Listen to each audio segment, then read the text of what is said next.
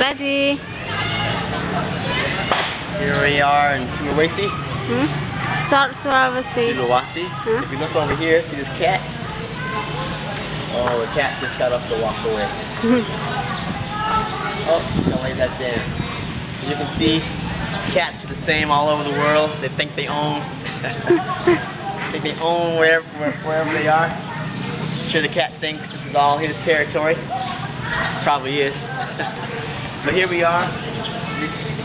This type of architecture is very famous in Indonesia. You always see it on postcards and on many websites for Indonesia. Very famous in Indonesia. Taraza is a famous architecture.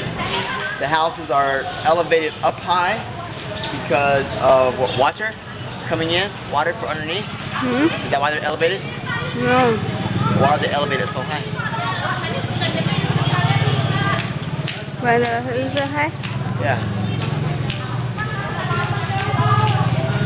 My understanding was that they were elevated for the fact for water coming in underneath. No, maybe from usually they from wild animal like that. Oh, for animals also? Yeah. Okay. Anyway, another perspective about Indonesia.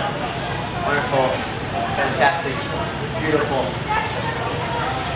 architecture of Indonesia.